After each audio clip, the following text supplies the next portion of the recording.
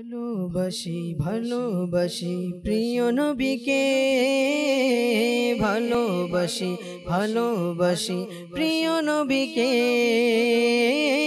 আমরা আল্লাহ আর নবীকে ভালোবাসি। আলহামদুলিল্লাহি রাব্বিল আলামিন ওয়াসসালাতু ওয়াসসালামু আলা সাইয়্যিদিল মুরসালিন আম্মা বা'দ ফাআউযু বিল্লাহি মিনাশ শাইতানির রাজীম বিসমিল্লাহির রহমানির রহিম। আসসালাতু ওয়াসসালামু আলাইকা ইয়া রাসূলুল্লাহি ওয়া আলা আলিকা ওয়া আসহাবিকা ইয়া হাবিবাল্লাহ। আসসালাতু ওয়াসসালামু আলাইকা ইয়া নবিয়াল্লাহি ওয়া আলা আলিকা ওয়া আসহাবিকা ইয়া নূরাল্লাহ। মাদানী চ্যানেলের দর্শকবৃন্দ উপস্থিত হয়েছি মাদানী চ্যানেলের ট্রান্সমিশন নিয়ে, যার নাম হচ্ছে ফয়জানে ইশকে রাসূল। যে যেখান থেকে আমাদের সাথে শামিল হয়েছেন সবাইকে জানাচ্ছি অসংখ্য শুভেচ্ছা এবং অভিনন্দন। দেখতে দেখতে জিলকদ মাস শেষের দিকে এবং হজের মৌসুম এর আবির্ভাব বা আগমন হতে যাচ্ছে। আলহামদুলিল্লাহ, অসংখ্য আশিকানে রসুল, অসংখ্য আশিকে কাবা সেখানে উপস্থিত আছেন এবং কেউ মদিনাতুল মুনাওয়ারায় আছেন, কেউ মক্কাতুল মুকাররমায় আছেন। আল্লাহ করিম সবার হাজরিকে কবুল করুক, সবার হজকে কবুল করুক। ইনশাআল্লাহ হজ ট্রান্সমিশন আমরা খুব শীঘ্রই নিয়ে আসব আগামী সপ্তাহে ইনশাআল্লাহ। আজকে আমরা একজন সাহাবী, প্রতি প্রোগ্রামের মতো আজকে ইনশাআল্লাহ একজন সাহাবীর ইশকে রাসূল নিয়ে আমরা আলোচনা করার সৌভাগ্য লাভ করব। আসুন শুরুতেই দরুদে পাকের ফজিলত শুনে নেই। নবী করিম সাল্লাল্লাহু আলাইহি ওয়াসাল্লামের ফরমান, যে ব্যক্তি জুমার দিন আমার প্রতি ৮০ বার দরুদে পাক পাঠ করে আল্লাহ করিম তার ৮০ বছরের গুনাহকে মাফ করে দিবেন। সাল্লু আলাল হাবিব সাল্লাল্লাহু তাআলা আলা মুহাম্মদ সাল্লাল্লাহু তাআলা আলাইহি ওয়া আলিহি ওয়াসাল্লাম। সালাতাম ওয়া সালামান আলাইকা সাইয়্যিদি ইয়া রাসূলুল্লাহ। দর্শক, আজকে আমাদের সাথে উপস্থিত আছেন আমাদের সালাউদ্দিন হুজুর এবং নাতখাই হিসেবে আছেন আমাদের আমির ভাই। ইনশাআল্লাহ আলোচনা হবে, নাত হবে, আপনাদের অনুরোধের কলও আমরা আমাদের অনুষ্ঠানে শামিল করব। আজকে বিষয় নেওয়া হয়েছে হযরত আব্দুল্লাহ বিন আমর বিন আস রাদিয়াল্লাহু তাআলা আনহুর ইশকে রাসূল। ইনি কেমন সাহাবী ছিলেন, ওনার মকাম ও মর্তবা কেমন ছিল এবং ইশকে রাসূলের ধরন কেমন ছিল, ইনশাআল্লাহ সেই বিষয়ে আমরা সালাউদ্দিন হুজুর থেকে আলোচনা শুনবো। আসুন শুরুতে একটি কালাম শামিল করি। হুজুর একটি কালাম অনুষ্ঠানে শামিল করব। সাল্লি আলা রাসূলিনা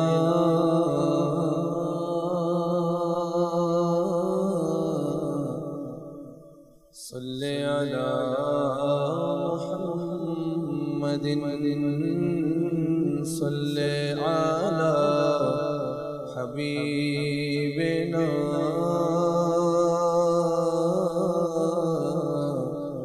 সাল্লি আলা মুহাম্মাদিন।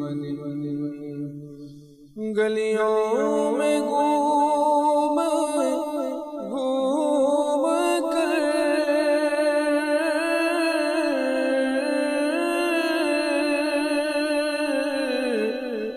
खाके मदीना चूम कर आँखों से लगाएंगे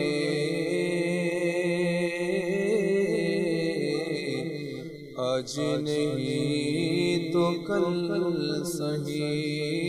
सल्ले अला रसूलिना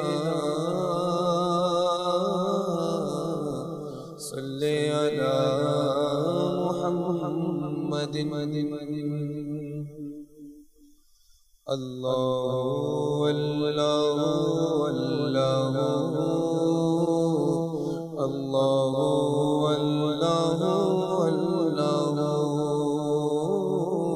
अल्लाह अल्लाह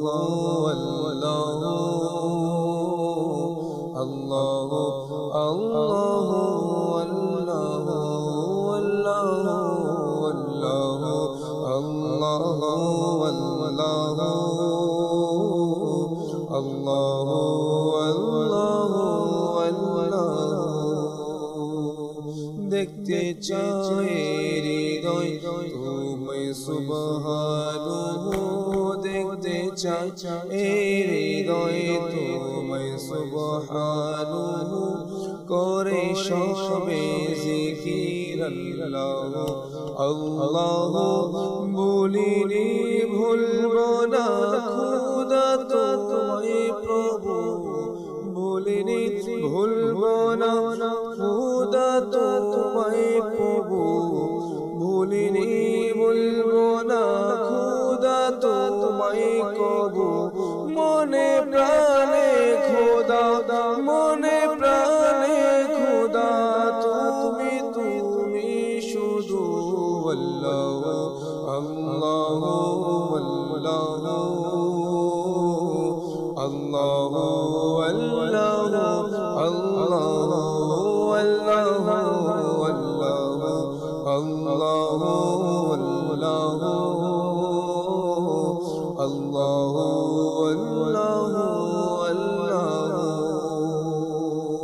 বাগানে গগনে আলোচনা তোমার প্রভাতে নিশীতে আলোচনা তোমার বাগানে গগনে আলোচনা তোমার প্রভাতে নিশীতে আলোচনা তোমার তুমি একক অদ্বিতীয় অনন্ত অসীম তুমি একক অদ্বিতীয় অনন্ত অসীম তব নেই অংশীদার তব নেই অংশীদার জল্লা জালালুহু আল্লাহ আল্লাহ আল্লাহ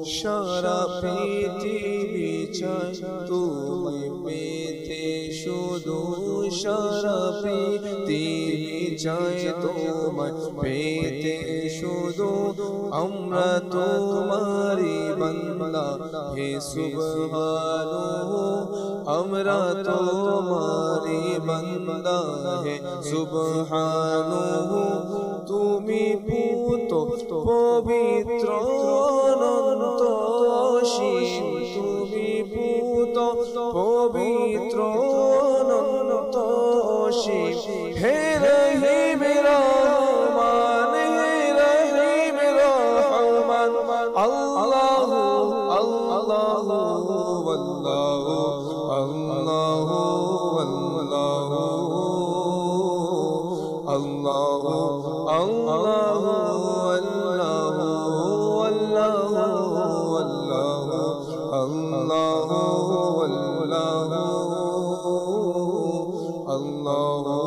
আল্লাহ আল্লাহ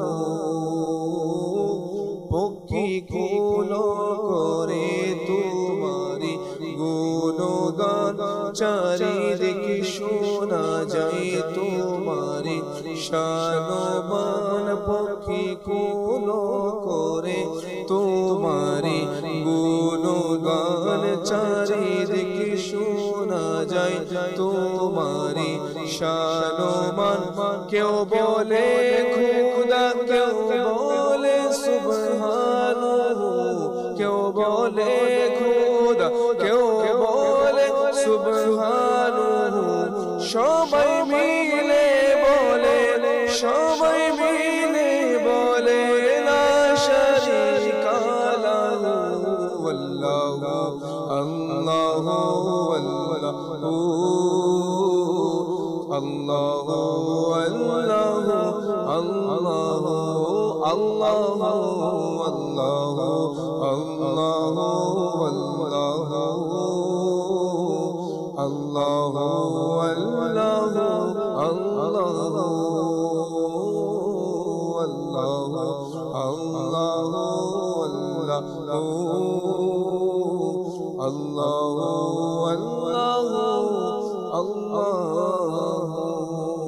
মাশাআল্লাহ মারহাবা মারহাবা। দর্শক দেখছেন অনুষ্ঠান ফয়জানে ইশকে রাসূল, আর আজকের আলোচ্য বিষয় হচ্ছে হযরত আব্দুল্লাহ বিন আমর বিন আস রাদিয়াল্লাহু তাআলা আনহু ইশকে রাসূল। আসুন শুনে নেই প্রথমে সংক্ষিপ্ত ওনার পরিচয় সম্পর্কে, এরপর ইনশাআল্লাহ ওনার বিভিন্ন দিক সম্পর্কে আমরা শুনবো ইনশাআল্লাহ। জি হুজুর।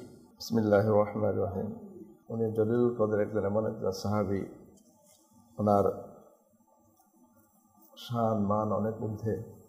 সর্বপ্রথম ওনার নাম, আমরা নাম যেটা নাম বলেছি সেটাতে রয়েছে আবদুল্লাহ, আর ওনার পিতার নাম হচ্ছে আমর ইবনুল আস।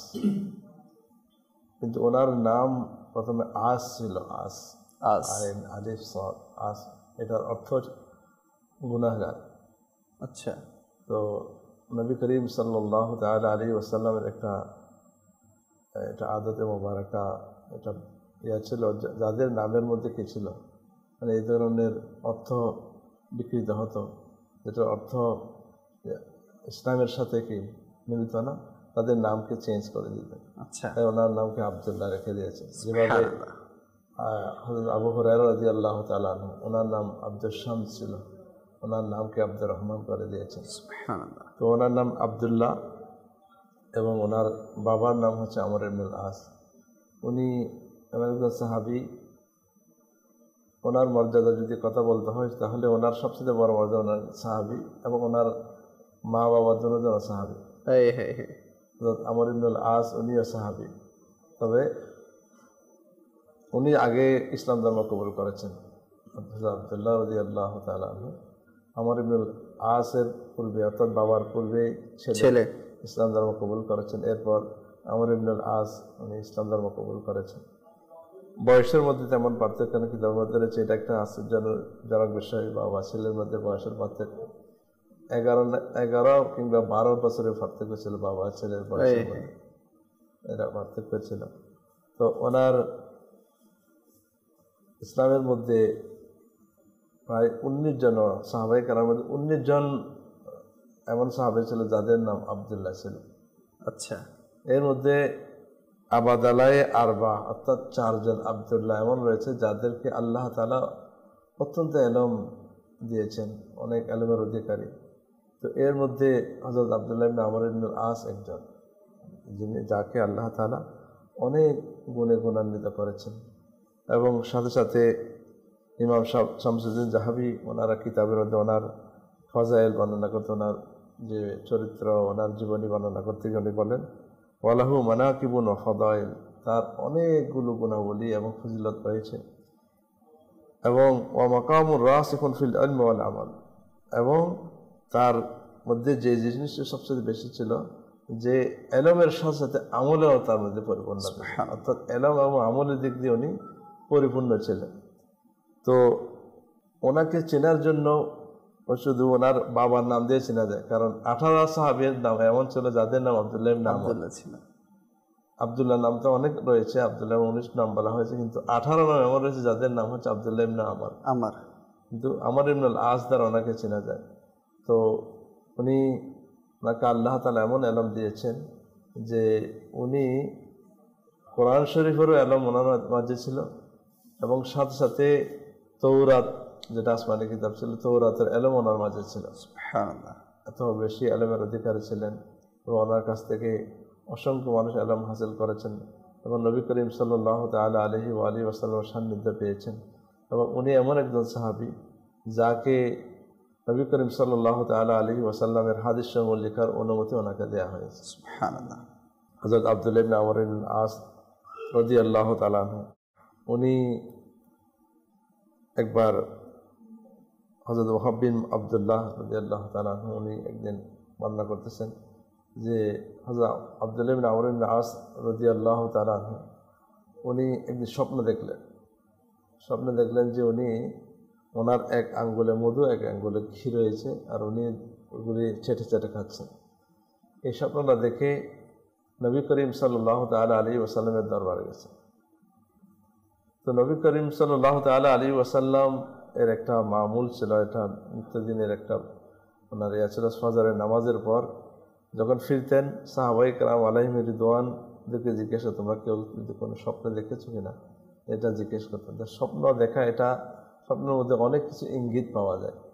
এই জন্য স্বপ্ন যথাসম্ভব যে কারোর সাথে আলোচনা না করে যাদের তাবির জানা আছে, অর্থাৎ ব্যাখ্যা জানা আছে, তাদের থেকে জানা আছে। কারণ যে কারো কাছে বললে এক একজন এক এক ব্যাখ্যা করবে, সেটা কনফিউশন হতে পারে। আপনার মাধ্যমে এটাও অনেকে হয়তো বা জানতে পেরেছে যে স্বপ্ন সকালের দিকে বা দিনের বেলায় যদি কাউকে বলা হয়, যাকেই বলবো দিনের বেলা, অনেকে আমরা এবং সাথে সাথে স্বপ্নকে অনেকে পাত্তা দেয় না, স্বপ্নের কোনো ভিত্তি, এটা কোনো ভিত্তি নাই। অনেকে মনে করে এটা স্বপ্ন তো সবাই দেখে, কিন্তু স্বপ্নের ভিত্তি রয়েছে। স্বপ্ন তো হযরত ইব্রাহিম আলাইহিস সালাম দেখেছেন, কোরবানির কথা আমরা জানি কোরআনে পাকের মধ্যে। ইসুফ আলাইহিস সালাম, অনেকের মনে এটা প্রশ্ন আসতে পারে, নবীদের স্বপ্ন তো সত্য, ওনাদের স্বপ্নটা ওহী, এবং এটা ওহীর একটা অংশ বলা হয়েছে যে আমরা যেটা দেখি এটা যদিও ওহী না হয়, এটা দ্বারা আমাদেরকে অনেক ইঙ্গিত, অনেক স্বপ্নের অনেকগুলো ব্যাখ্যা রয়েছে। কিছু অহেতুক স্বপ্ন রয়েছে যেগুলো আমরা নিত্যদিন করা থেকে এগুলো রাত্রে অনেকে দেখে থাকে, কিন্তু কিছু স্বপ্ন এমন রয়েছে যে স্বপ্নগুলোর মধ্যে আমাদের অনেক কিছু ইঙ্গিত পাবে। তো অনুরূপভাবে হযরত আব্দুল্লাহ ইবনে আমর ইবনে আস রাদিয়াল্লাহু তাআলা যে স্বপ্ন দেখেছেন যে মধু আর ঘি ছেটে যাচ্ছে, তো যখন বলা হলো যে ইয়া রাসূলুল্লাহ সাল্লাল্লাহু তাআলা আলাইহি ওয়াসাল্লাম, আমি এরকম স্বপ্ন দেখেছি, তখন নবী করিম সাল্লাল্লাহু আলাইহি ওয়াসাল্লাম অত্যন্ত খুশি হলেন এবং সুসংবাদ দিলেন যে আল্লাহ তাআলা তোমাকে পবিত্র কালামুল্লাহ কোরআনে পাকেরও ইলম দান করবেন এবং সাথে সাথে তোমাকে তৌরাতেরও ইলম দান করবেন। এবং বলা হচ্ছে অন্য রিওয়ায়াতের মধ্যে ওনাকে ইনজিল, যেটা ঈসা আলাইহিস সালামের উপর নাযিল হয়েছে, এটারও ইলম ওনাকে দেওয়া হয়েছে। আল্লাহু আকবার। অর্থাৎ ওনার মধ্যে আসমানি কিতাব সমূহের ইলম ওনার মাঝে ছিল। এত বড় আলিম এবং এত ফজিলত মর্যাদার অধিকারী ওনার মধ্যে আল্লাহ তাআলা। তো এখানে একটা বিষয় এটাও প্রতীয়মান হয় যে সাহাবায়ে কেরাম আলাইহিম রিদওয়ান যারাই ছিলেন, সাহাবায়ে কেরামদেরকে দেখি এবং ওনাদের পরবর্তী প্রজন্মকে আমরা দেখি, ওনারা কোরআনে পাকের প্রতি অনেক বেশি আশিক ছিলেন। কোরআনে পাক এটা এমন একটা কালাম, ওই স্বপ্ন যখন দেখলেন ব্যাখ্যা যখন বলা হলো, হযরত আব্দুল্লাহ ইবনে আমর ইবনে আস রাদিয়াল্লাহু তাআলা আনহু উনি সেটা স্বপ্নের যেটা ব্যাখ্যা সেটা তাবির উনি পরবর্তী হয়ে গিয়েছেন, এবং কোরআনে পাকের মধ্যে অগাধ ইলম, জ্ঞান, গরিমা ওনার মধ্যে ছিল, এবং সাথে সাথে অন্যান্য কিতাব যেগুলো আসমানি কিতাব এটারও ইলম ছিল, এবং ওনারা তো আরবি পড়তে পারে, কিন্তু এরপরে কোরআনে পাক এটার মধ্যে কি রাজ রয়েছে, কি ব্যাখ্যা রয়েছে, এটার অর্থগুলো শেখার জন্য উনি উঠে পড়ে লাগতেন এবং এটা শিখতেন। এবং শিখার পাশাপাশি প্রথমে বলা হয়েছে যে শামসুদ্দিন জাহাবি রহমতুল্লাহ তাআলার প্রশংসা করতে গিয়ে বলেন যে উনি শুধু ইলম অর্জন করেছেন তাই নয়, উনি আমলও করেছেন। আমলের দিক দিয়েও ওনার মধ্যে এমন ছিল, বলা হচ্ছে যে উনি হযরত আবু হুরায়রা রাদিয়াল্লাহু, যাকে সবচেয়ে বেশি হাদিস যিনি বর্ণনা করেছেন, তো হযরত আবু হুরায়রা রাদিয়াল্লাহু তাআলা উনি বলেন যে আমার চেয়ে কেউ বেশি হাদিস বর্ণনা করতে পারে না, কিন্তু কে বর্ণনা করেছে? হযরত আব্দুল্লাহ ইবনে আমর ইবনে আস আমার থেকে হাদিস বেশি বর্ণনা করেছে, কিন্তু আমার এবং ওনার মধ্যে শুধু পার্থক্য ছিল এতটুকু, উনি হাদিস লিখতেন আর আমি লিখতাম না। কারণ হযরত আবু হুরায়রা রাদিয়াল্লাহু তাআলার ব্যাপারে আমরা সবাই বেশার কম, যারা দ্বীনি জ্ঞান অর্জন করে দ্বীনি কিতাব পড়েন তারা জানে, যারা ওয়াজ মাহফিলে বিভিন্ন নসিহত মনেগুলো শোনে, যে হযরত আবু হুরায়রা রাদিয়াল্লাহু তাআলা উনি আহলে সুফার সদস্য ছিলেন, এবং ওনার ঘরবাড়ি ছিল না, ওখানে থাকতেন, এবং নবী করিম সাল্লাল্লাহু তাআলা আলাইহি ওয়াসাল্লাম যখন হাদিস বর্ণনা করতেন ওখানে শুনতেন, কিন্তু ওনার স্মরণে থাকতো না। আচ্ছা, নবী করিম সাল্লাল্লাহু আলাইহি ওয়াসাল্লামের দরবারে অভিযোগ করলেন যে আমার কোনো কিছু মনে থাকে না, এদিকে শুনে এদিকে ভুলে যায়। তখন নবী করিম সাল্লাল্লাহু তাআলা আলাইহি ওয়াসাল্লাম বলেন যে তোমার চাদর না। তখন ওখানে দু মুষ্টিকে ফু দিয়ে এখানে রাখলেন এবং সিনাতে লাগাতে বললেন। এরপর থেকে সাইয়েদনা আবু হুরায়রা রাদিয়াল্লাহু তাআলা কিছু ভুলতেন না। এই জন্য নবী করিম সাল্লাল্লাহু আলাইহি ওয়াসাল্লাম মুজিজার কারণে, দোয়ার বরকতে উনি ভুলতেন না, তাই উনি শুনতেন সেটাকে আবার রিওয়ায়াত করতেন। এবং হযরত আব্দুল্লাহ ইবনে আমর ইবনে আস রাদিয়াল্লাহু তাআলা উনি কি করতেন? লিখতেন। তবে ওনার হযরত আবু হুরায়রা রাদিয়াল্লাহু তাআলা থেকে বর্ণিত হাদিসের সংখ্যা হাদিসের কিতাবের মধ্যে বেশি, কিন্তু হযরত আব্দুল্লাহ ইবনে আমর ইবনে আস রাদিয়াল্লাহু তাআলা হাদিস কম, 700, 800, কেউ 900, এরকম হাজারের নিচে। তো কেন? এর একটা কারণ বলা হচ্ছে উনি আল্লাহ তাআলার ইবাদত, জিকির, ইবাদতের মধ্যে বেশি মশগুল থাকতেন। আবু হুরায়রা রাদিয়াল্লাহু তাআলা কি করতেন? হাদিস এর ইলম, মানুষকে বর্ণনা করা, রিওয়ায়াত করা, এটার মধ্যে বেশি মশগুল থাকতেন, আর উনি ইবাদতের মধ্যে বেশি মশগুল থাকতেন। একটা কারণ। অন্য একটা কারণ বলা হচ্ছে ওনার রিওয়ায়াত কম হওয়ার, যে উনি নবী করিম সাল্লাল্লাহু তাআলা আলাইহি ওয়াসাল্লাম দুনিয়া থেকে পর্দা করার পর মদিনা শরীফ থেকে উনি স্থানান্তরিত হয়ে মিশর চলে গিয়েছেন। তো ওই সময় এলমে দ্বীনের যেটা মরকজ ছিল, সেন্টার ছিল, সেটা মদিনা শরীফ ছিল। ওখানে গিয়ে হাদিস সংগ্রহ করতে, হাদিসের রেওয়ায়েত বর্ণনা করা, হাদিসের দরজ দেওয়া সেখানে মসজিদে নববীর মধ্যে ছিল। যেহেতু উনি ওখান থেকে মিশর চলে গিয়েছেন, সেখানে আর ওই সুযোগটা নেই, জন্য ওনার থেকে রেওয়ায়েত কম। হযরত আব্দুল্লাহ আমর ইবনুল আস রাদিয়াল্লাহু তাআলা আনহু উনি এমন এলমের অধিকারী ছিলেন যে এলমের সাথে আমলের প্রতি ওনার যে আগ্রহ ছিল, সেটা হচ্ছে উনি একবার হজের মধ্যে গিয়েছেন। হজের মধ্যে গিয়ে হজের মৌজুম আসতেছে, আল্লাহ তাআলা সবাইকে নসিব করুন। আমিন আমিন। সাহাবায়ে কেরামের ওসিলায়, আব্দুল্লাহ ইবনে আমর ইবনে আস রাদিয়াল্লাহু তাআলার ওসিলায় আমাদের সবাইকে নসিব করুন। তো উনি হজ করতে করতে নিয়ম হচ্ছে যে যারা উমরা করে বা হজ করে তাদের তাওয়াফ করার পর মাকাম ইব্রাহিমের মধ্যে নামাজ আদায় করার পর মুলতাজিম নামে একটা জায়গা রয়েছে। সেটা কোনটা? যে হাজরে আসওয়াদ এবং কাবার দরজার বাবুল কাবা, কাবার দরজার মাঝখানে যে অংশ, এই অংশটাকে মুলতাজিম বলা হয়। এই মুলতাজিম এটা অত্যন্ত বরকতময় জায়গা। এটার মধ্যে নবী উনি ওই জায়গার মধ্যে কি এটা হাত দিয়েছে, এক হাত বাবুল কাবা কাবাসের দরজায়, আর একটা কি মুলতাজিমে রেখে নিজের সিনা মুখ লাগাচ্ছেন এবং লাগিয়ে বলছেন যে হে সাহাবায়ে কেরাম, আমি যেভাবে করছি সেটা নবী করিম সাল্লাল্লাহু আলাইহি ওয়াসাল্লাম করেছেন, সেটা আমি করে দেখাচ্ছি। তো কি এটা দ্বারা কি বোঝা যাচ্ছেন যে আমি এটা করছি নিজে থেকে করতেছি না, এটা করার পেছনে কারণ হচ্ছে আমার আকা সাল্লাল্লাহু তাআলা আলাইহি ওয়াসাল্লাম এরকম করেছেন, তাই আমি করতেছি। অর্থাৎ আকার পছন্দকে নিজের পছন্দ বানিয়ে এবং যেটা দেখেছেন শিখেছেন সেটা আমল করে দেখাচ্ছেন এবং লোকদেরকে বলতেছেন। এবং ওই মুলতাজিম এমন একটা জায়গা বলা হচ্ছে যে হযরত আদম আলাইহিস সালাতু ওয়াস সালাম যখন খানেকা বানানো হয় তখন বানিয়েছেন না, ওই জায়গার মধ্যে উনি কি দোয়া করেছেন আল্লাহ তাআলার দরবারে, আল্লাহ তাআলা আমাকে মাফ করে দাও। হযরত নবীদের তো কোনো গুনাহ নেই, এরপর আল্লাহ কাছে মাঝে মাঝে তোমাকে তো ক্ষমা করে দেওয়া হলো, বলেন যে আমার পরে আমার সন্তান তাদেরকে ক্ষমা করে দাও, আমাদের জন্য ক্ষমা আমাদের বাবা আদম আলাইহিস চেয়ে নিয়েছেন, বলছেন যে যারা এখানে এসে আমার কাছে ক্ষমা চাইবে তাদেরও ক্ষমা করে দাও। আল্লাহ আল্লাহ সুবহানাল্লাহ। আমল করার জজবা। এবং এখান থেকে আরো শিক্ষা যে ওনাদের মধ্যে হাদিস শিক্ষা, হাদিসের উপর আমল করা এবং পৌঁছানো, এটা কত বড় আমল। বিশেষ করে আমরা আলহামদুলিল্লাহ আল্লাহ তাআলার দয়া যে দাওয়াত ইসলামের মতো একটা সুন্দর পরিবেশ আল্লাহ তাআলা আমাদেরকে নসিব করেছেন, যে এখানে আমাদেরকে যদিও হাদিস মুখস্থ করার সুযোগ নাও হয়, কিন্তু আমাদের দরস বয়ানের মাধ্যমে বিভিন্ন হাদিস আমরা সেটা মানুষের বয়ান করি এবং আমল করার উৎসাহ দিই। আমরা যারা মোবাইল লেগে আছে তারা আমল করার জন্য চেষ্টা করা, কারণ মাহল এমন একটা জিনিস, পরিবেশ এমন একটা জিনিস যেটা একটা ওস্তাদের ভূমিকা রাখে, শিক্ষকের ভূমিকা রাখে। অনেক সময় দেখা যায় যে ওস্তাদের কাছে শিখতে শিখতে অনেক সময় ভুলে যায়, কিন্তু মাদানী পরিবেশের মধ্যে সম্পৃক্ত এমন ইসলামী থাকতে থাকতে এখানে অনেক কিছু শিখে ফেলে। আমরা হুজুর আগে মনে করতাম যে হাদিস বলেন বা কোরআনে পাকের আয়াত বলেন এগুলো হচ্ছে মাদ্রাসা পড়ুয়া ছাত্রদের জন্য, এগুলো আমাদের জন্য না, যারা জেনারেল লাইনে পড়ালেখা করে। কিন্তু আলহামদুলিল্লাহ দাওয়াত ইসলামীতে আসার বরকতে হাদিসে পাক জানা, শেখা, এর উপর আমল করা, এগুলো আলহামদুলিল্লাহ দাওয়াত ইসলামের মহলের বরকতে হচ্ছে। তো মাদানী চ্যানেলের দর্শকবৃন্দ, এটাই আমি আরজ করব যে হযরত আব্দুল্লাহ বিন আমর বিন আস রাদিয়াল্লাহু তাআলা আনহু যেভাবে কোরআনে পাকের আশিক ছিলেন, প্রিয় নবী সাল্লাল্লাহু আলাইহি ওয়াসাল্লামের আদাকে পছন্দ করতেন, যেভাবে নবী করিম সাল্লাল্লাহু আলাইহি ওয়াসাল্লাম করতেন সেভাবে নিজে করাটাকেও পছন্দ করতেন। সেভাবে আমাদেরও উচিত যাতে নবী করিম সাল্লাল্লাহু আলাইহি ওয়াসাল্লামের সেই প্রিয় প্রিয় সুন্নতগুলো যাতে আমরা পালন করি। ইনশাআল্লাহ আরও অনেক আলোচনা শুনবো, কিছু কল আমাদের কাছে আছে দর্শকের, আসুন কিছু কল আমাদের অনুষ্ঠানে শামিল করি। জি, আমি টঙ্গী গাজীপুর থেকে বলছি। আমি মাদানী চ্যানেল সবসময় দেখি, আমার তাতে অনেক ভালো লাগে, আমি মাদানী চ্যানেল অনেক ভালোবাসি। মাশাআল্লাহ মাশাআল্লাহ, আল্লাহ পাক আপনাকে আরো বরকত দেয়।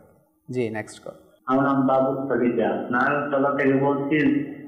আমি আপনাদের অনুষ্ঠান দেখে ভালো লাগে, আপনাদের বিষয়ে নেওয়া হয়েছে আজকে অনেক সুন্দর একটা বিষয়, এর থেকে আমি অনেক কিছু দেখতে পেরেছি। আমার জন্য একটু দোয়া করা যায়। আল্লাহ পাক আসানি দান করুক, আল্লাহ পাক আপনার সমস্ত পেরেশানি দূর করুক, আপনাকে ভালো রাখুক, আপনার সুস্বাস্থ্য কামনা করছি। Next call. কুমিল্লা থেকে বলছি। মাদানী চ্যানেলের সকলকে আন্তরিক মোবারকবাদ জানাচ্ছি। আমি এবং আমার পরিবারের সকলেই মাদানী চ্যানেলের একজন দর্শক। আমরা নিয়মিত আপনাদের প্রোগ্রাম দেখে থাকি এবং এই প্রোগ্রাম দেখে দেখে আল্লাহর রাস্তায় চলার অনেক অনেক সুন্দর সুন্দর তথ্য আপনাদের কাছ থেকে আমি পেয়েছি। আলহামদুলিল্লাহ, তো সুন্দর একটা প্রোগ্রাম উপহার দেওয়ার জন্য এবং সামনের দিনগুলোতে যেন সুন্দর সুন্দর প্রোগ্রাম আমাদের জন্য উপহার নিতে পারেন, আল্লাহর কাছে এই দোয়া করছি। সকলেই ভালো থাকবেন, আমাদের জন্য দোয়া করবেন। আসসালামু আলাইকুম ওয়া রাহমাতুল্লাহ। ওয়ালাইকুম আসসালাম ওয়া রাহমাতুল্লাহি ওয়া বারাকাতুহু। মাশাআল্লাহ, আল্লাহ পাক আপনাকে আপনার পরিবারকে অসংখ্য বরকত দান করুক। আল্লাহ তাআলা আপনার দেখাকে ওনার দরবারে কবুল করুক। আসুন একটি কালাম শামিল করুন অনুষ্ঠানের পর, ইনশাআল্লাহ আবার আলোচনার দিকে আমরা ফিরে যাব। জি হুজুর। হজ করার সৌভাগ্য তুমি দাও আমায় ইয়া রাসূল, হজ করার সৌভাগ্য তুমি দাও আমায় ইয়া রাসূল, দয়া করে না ডেকে না, দয়া করে না ডেকে না, ওই মদিনায় ইয়া রাসূল, দয়া করে না ডেকে না, ওই মদিনায় ইয়া রাসূল। হজেরি মাস এলো আবার, হাজিরা যাবে হজে, হজেরি মাস এলো আবার, হাজিরা যাবে হজে,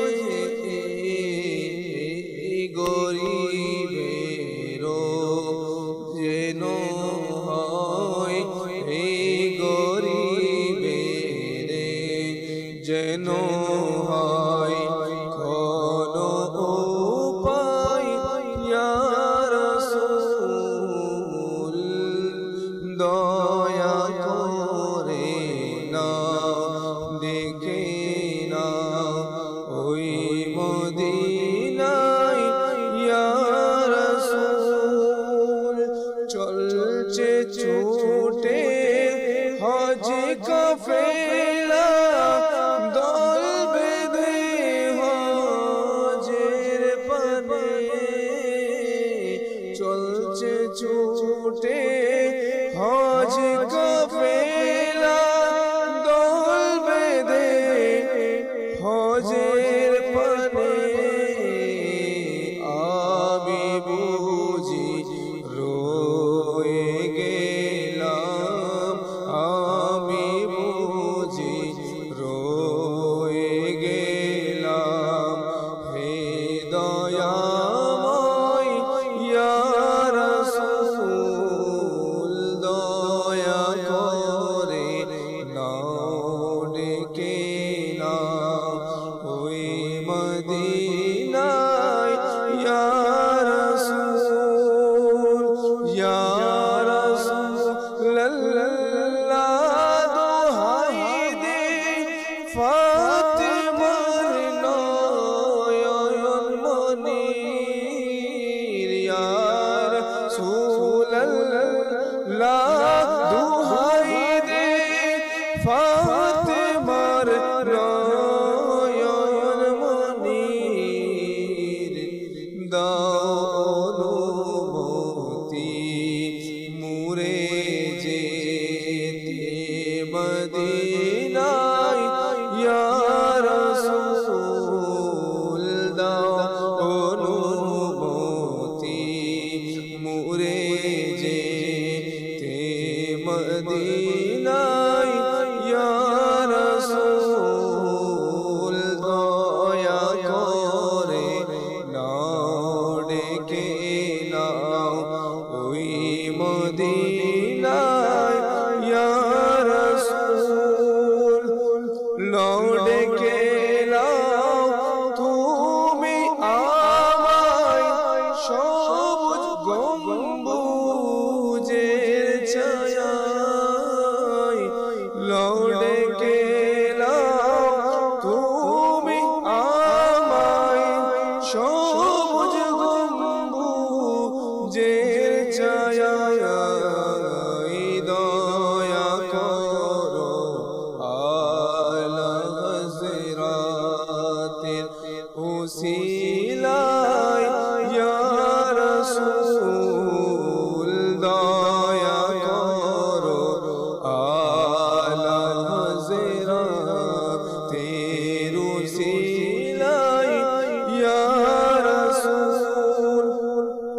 दुहाई सिद्दीक उमर उस्मान गनी हज़रत अली दुहाई सिद्दीक उमर उस्मान गनी हज़रत अली मदीनार बीर होदाना मदीनार बीर होदाना तुमी आमाय या रसूल मदीनार बीर होदाना तुमी आमाय या रसूल भाग्य जोदी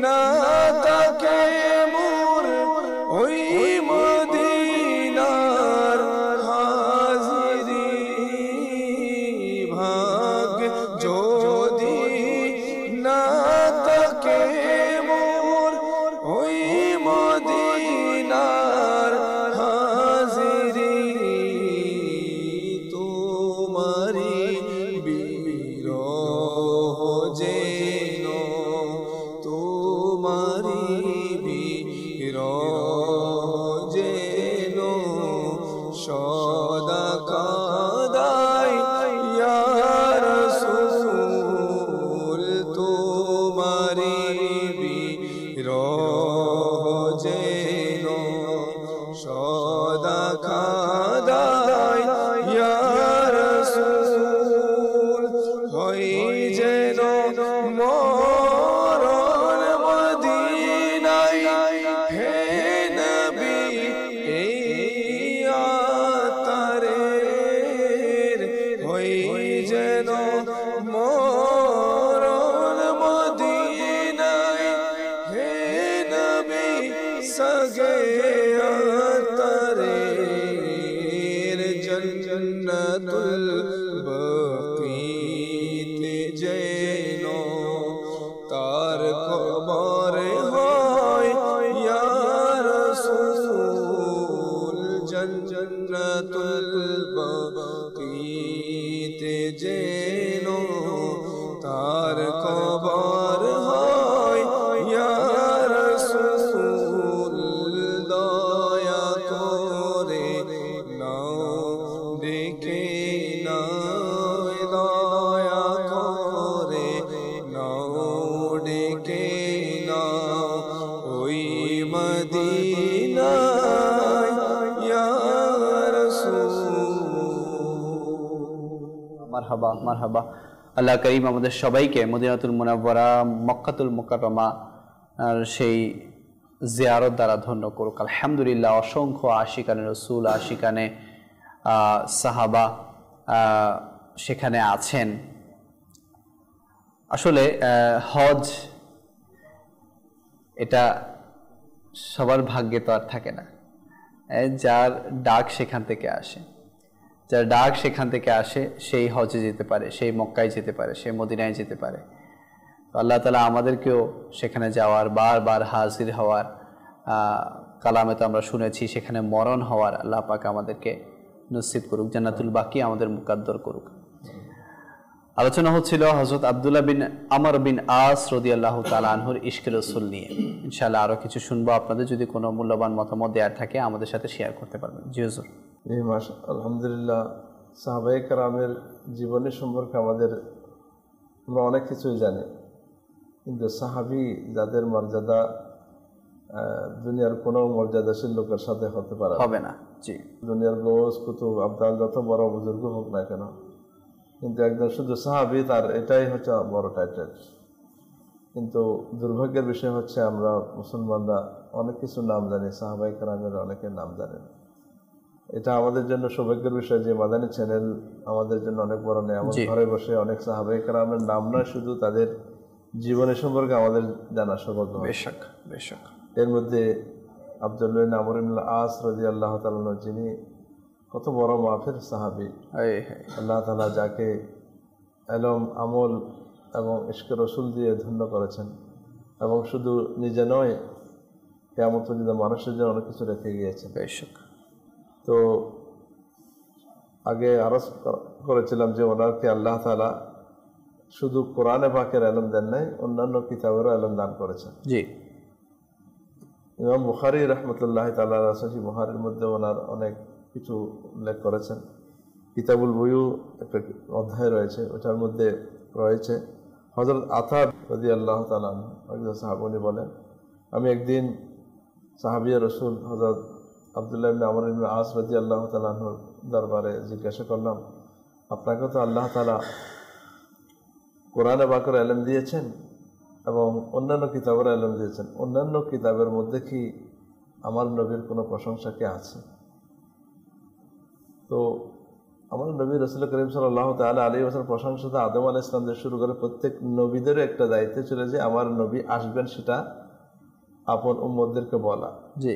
এবং প্রতিটা কিতাবের মধ্যে নবী করিম সাল্লাল্লাহু তাআলা আলাইহি ওয়াসাল্লামের গুণাবলী কিছু না কিছু সেখানে ছিল। বিশেষ করে তাওরাত, জবুর, ইনজিলের মধ্যে নবী করিম সাল্লাল্লাহু আলাইহি ওয়াসাল্লামের ওনার বংশ কীরকম হবে, ওনার চেহারা কীরকম হবে, ওনার আচার আচরণ কীরকম, সবগুলো ছিল। জি। এবং যারা ওই কিতাবগুলোর আলেম ছিলেন এবং যারা তাদের বাণীগুলো জানেন, কিছু না কিছু জানেন, তারা ওই কিতাবগুলো শুনে নবী করিম সাল্লাল্লাহু আলাইহি ওয়াসাল্লাম এবং রাসূল করিম সাল্লাল্লাহু আলাইহি ওয়াসাল্লাম আব্বাজান আব্দুল্লাহ রাদিয়াল্লাহু তাআলা আনহু ওনার মধ্যে নিদর্শনগুলো চিনে ফেলেছেন। তো এসব সাহাবীদের মধ্যে যারা অনেকে তো ইসলাম ধর্ম গ্রহণ করেননি, কিন্তু যেসব সাহাবী যারা অন্যান্য ধর্মের মধ্যে থেকে তাদের ওই ধর্মের ইলম অর্জন করেছেন, এর মধ্যে সবচেয়ে যার নাম বেশি আব্দুল্লাহ ইবনে সালাম রাদিয়াল্লাহু তাআলা। আচ্ছা। উনি অন্য যে ধর্মের ছিলেন আগে, ওই ধর্মের অনেক বড় আলিম ছিলেন এবং কিতাবের ইলম ছিলেন, এবং ওই কিতাবের মধ্যে পরে নবী করিম সাল্লাল্লাহু আলাইহি ওয়াসাল্লাম শাহনমা উনি ইসলাম ধর্ম কবুল করেছেন। তো যেহেতু আব্দুল্লাহ ইবনে আমর ইবনে আস রাদিয়াল্লাহু উনি এমন একজন যিনি অন্য কিতাবের আলিম ছিলেন, ওনাকে জিজ্ঞাসা করলেন যে অন্যান্য কিতাবের মধ্যে কি আমার নবীর প্রশংসা রয়েছে?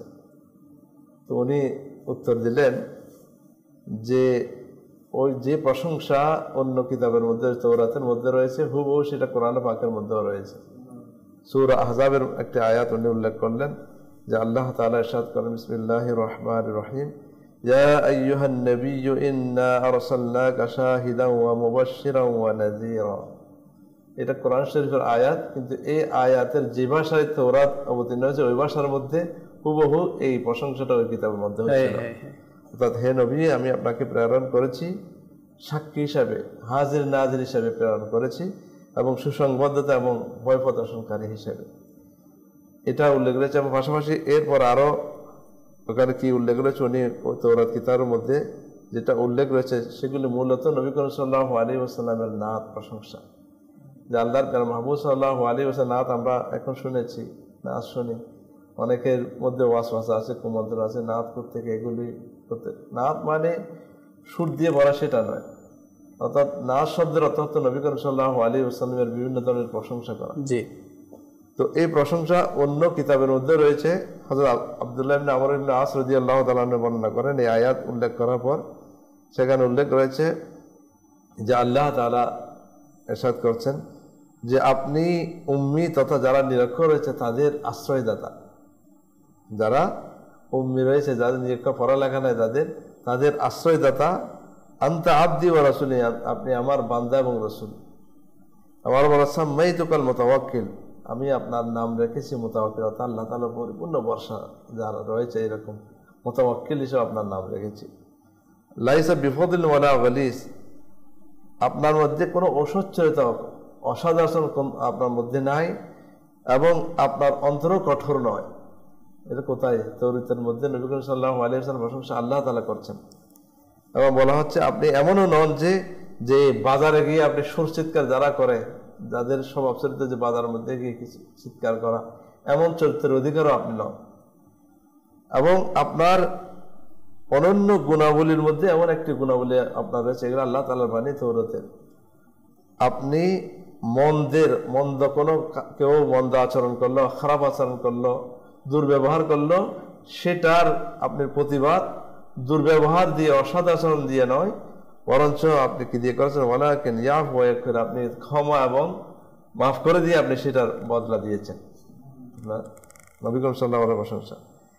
এবং নবী করিম সাল্লাল্লাহু আলাইহি ওয়াসাল্লামকে আল্লাহ তাআলা ততক্ষণ পর্যন্ত দুনিয়া থেকে উঠাবেন না যতক্ষণ পর্যন্ত এমন একটা দিন, এমন একটা ধর্ম যেটার মধ্যে কি এটা বিকৃত হয়েছে, বক্র হয়ে গেছে, যতক্ষণ পর্যন্ত এটা সহজ সরল করো ততক্ষণ পর্যন্ত নবী করিম সাল্লাল্লাহু আলাইহি ওয়াসাল্লামের ব্যাপারে বলা হচ্ছে আপনাকে উঠাবেন না যতক্ষণ পর্যন্ত মানুষ এটা বলবে না যে লা ইলাহা ইল্লাল্লাহ, লা ইলাহা কলমা পড়ে নেবেন না, ততক্ষণ পর্যন্ত আল্লাহ তাআলা নবী করিম সাল্লাল্লাহু আলাইহি ওয়াসাল্লামকে ওখান থেকে উঠিয়ে নেবেন না।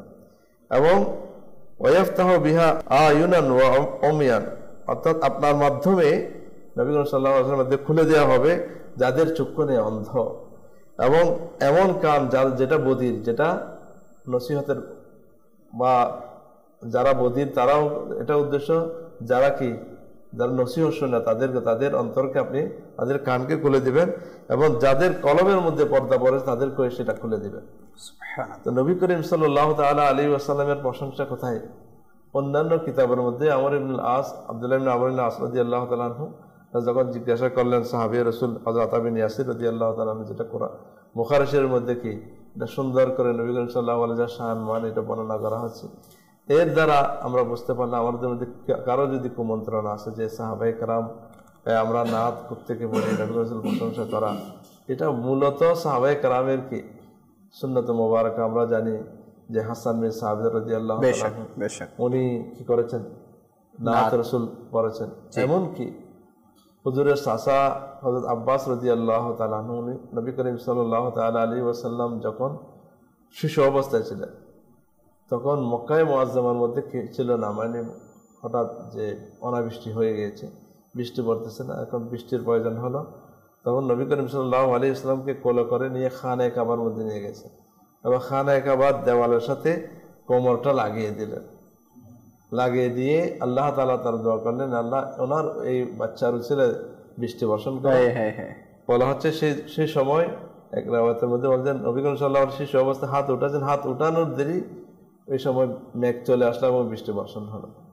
এবং এই বৃষ্টি বর্ষণ যখন হলো তখন হযরত আব্বাস রাদিয়াল্লাহু তাআলা শেয়ার লিখলেন না যে এমন একটা চেহারা যার চেহারার উসিলায় আল্লাহ তাআলা মেঘ এনেছেন এবং বৃষ্টি বর্ষণ করছেন, যিনি এতিমদেরকে আশ্রয় দেন, যিনি যারা বিধবা আছে তাদেরকে আশ্রয় দেন, তাদেরকে। তো তখন থেকে কি নবী করিম সাল্লাল্লাহু আলাইহি ওয়াসাল্লাম প্রশংসা করা হচ্ছে। তো নাত পড়লে অনেকে কি করা হয়, তাদেরকে বিভিন্ন ধরনের ওয়াসওয়াসা আমাদের আজকের এই আলোচনা থেকে আমরা দূর হয়ে যে বুখারী শরীফের মধ্যেও রয়েছে এবং অন্যান্য কিতাবের মধ্যে নবী করিম সাল্লাল্লাহু আলাইহি ওয়াসাল্লাম গুণগান রয়েছে। জি, তো হযরত আব্দুল্লাহ ইবনে আমর ইবনে আস রাদিয়াল্লাহু তাআলা আনহু এই জিনিসগুলো তুলে ধরতেন, এই জিনিসগুলো মানুষের মধ্যে তুলে ধরতেন। অন্যান্য কিতাবের মধ্যে নবী করিম সাল্লাল্লাহু আলাইহি ওয়াসাল্লাম কি রয়েছে এবং সাথে সাথে আমল করার ক্ষেত্রেও মানুষকে এগুলো উৎসাহিত করতেন। তো এমন একজন মহান সাহাবীর ব্যাপারে আজকে আল্লাহ তাআলা দয়া মাদানী চ্যানেলের বিষয় নেওয়া হয়েছে। আমরা মাদানী চ্যানেলের দর্শক যারা আছে তাদের কাছে আমরা আরজ করব আজকের অনুষ্ঠান দেখে যে আমরা যেন সাহাবায়ে কেরামের জীবনে যেগুলো সেগুলো আমরা যেন জানি এখন তাদের জীবনে, কারণ তাদের জীবনে জানার জন্য আমাদের জন্য জরুরি যে তাদের জীবনে হচ্ছে নবী করিম সাল্লাল্লাহু আলাইহি ওয়াসাল্লামের যে হুকুম রয়েছে, যে বাণীগুলো, যে হুকুম যেগুলো তারা বাস্তবে দেখেছেন এবং বাস্তবে আমল করেছেন। এবং আসহাবী কান নুজুম বলে যে আমার সাহাবায়ে কেরাম আসমানের তারার মতো, যাদেরকে আমরা অনুসরণ করে তারা হেদায়েত পাবে। হেদায়েতের আলোকবর্তিকা যাদেরকে বানানো হয়েছে, তো আমরা যদি হেদায়েত পেতে চাই, আখিরাতের মুক্তি পেতে চাই, তাহলে সাহাবায়ে কেরামের জীবনী না জানলে আমরা কেমনে পাবো? আসলে তাই আজকের এই একজন আমরা মশহুর প্রসিদ্ধ কয়েকজন সাহাবী হয়তো জানি, আবু বকর সিদ্দিক রাদিয়াল্লাহু তাআলা আনহু, অনেক হুজুর এগুলোর নামও জানে না, চার খলিফার নাম বলতেন, চার খলিফার নামও আমরা অনেকে বলতে পারি না। কিন্তু আপনি খুব সুন্দর বিষয় তুলে ধরেছেন। জীবনী তো হুজুর পরে জানবো, কিন্তু সাহাবীদের নামই যদি আমি না জানি, অন্তত 10-15 জন সাহাবীর নামই যদি আমার মুখ দিয়ে বের না হয়, তাহলে আমার মুসলমানিয়ত্তর হওয়ার ব্যাপারে প্রশ্ন উঠবে, আমি কেমন মুসলমান, আমি কোন ঘর থেকে, আমার কোন ঘরের সাথে আমার তালুকাত, বা কোন দিনের সাথে আমার তালুকাত, এই বিষয়গুলো নিয়ে আসলে প্রশ্ন রয়ে যায়। তো দর্শক এটাই বলবো যে মাদানী চ্যানেল প্রচেষ্টা করে যাচ্ছে, চেষ্টা চালিয়ে যাচ্ছে যাতে আমরা নবীদের জীবনী বলুন, আলহামদুলিল্লাহ এমন অনেক প্রোগ্রাম আছে যেখানে নবীদের জীবনী নিয়ে আমাদের আলোচনা হচ্ছে, সাহাবায়ে কিরামের জীবনী নিয়ে আলোচনা হচ্ছে, আউলিয়া কিরামের জীবনী নিয়ে আলোচনা হচ্ছে। আপনারা যদি মাদানী চ্যানেলের সাথে থাকেন ইনশাআল্লাহ এই জিনিসগুলো আপনাদের আয়ত্তে এসে যাবে, এই জিনিসগুলো আপনাদের অনেকগুলো জানা হয়ে যাবে বিষয়। তো আমি বলবো যে মাদানী চ্যানেলের সাথে থাকবেন। আলহামদুলিল্লাহ আগামী সপ্তাহ থেকে আমাদের হজ ট্রান্সমিশন শুরু হবে। রাতে যেটা শুরু হবে সেটার নাম হচ্ছে হারামাইনের পথে। ইনশাআল্লাহ সেই অনুষ্ঠানে আমরা বিভিন্ন শিক্ষণীয় বিষয় নিয়ে আলোচনা করব, সেই সাথে মদিনার স্মরণ এবং হজের ফাজাইল, কুরবানি নিয়ে ইনশাআল্লাহ আমরা আলোচনা করার চেষ্টা করব। আজকে এতটুকুই, সময় বলছে যে শেষের দিকে। আপনাদের সুস্থতা কামনা করে এখানে শেষ করছি। ইনশাআল্লাহ আবারও আমরা এই প্রোগ্রামটাকে কন্টিনিউ করব যখন আমাদের হজ ট্রান্সমিশন, এরপর ঈদুল আজহার ট্রান্সমিশন শেষ হয়ে যাবে ইনশাআল্লাহ। এর পরবর্তীতে আমরা আবারও এই প্রোগ্রামটি নিয়ে আসব, অন্য সাহাবীদের আমরা ইশকে রাসূল নিয়ে আলোচনা করার চেষ্টা করব। আপনাদেরকে এটাই দাওয়াত দিব যে আপনারা নিজেরা এবং অপর ভাই বোনদেরকেও এই প্রোগ্রাম দেখার এবং মাদানী চ্যানেল দেখার বিশেষ করে দাওয়াত দিবেন, যাতে করে তারাও নেকি হাসিল করতে পারে। আজকে এতটুকুই, বিদায় নিচ্ছি এখান থেকে। সল্লু আলাল হাবিব সাল্লাল্লাহু তাআলা আলা মুহাম্মদ সাল্লাল্লাহু তাআলা আলাইহি ওয়াসাল্লাম। ভালোবাসি ভালোবাসি প্রিয় নবীকে, ভালোবাসি ভালোবাসি প্রিয় নবীকে, আমরা আল্লাহ আর নবীকে ভালোবাসি।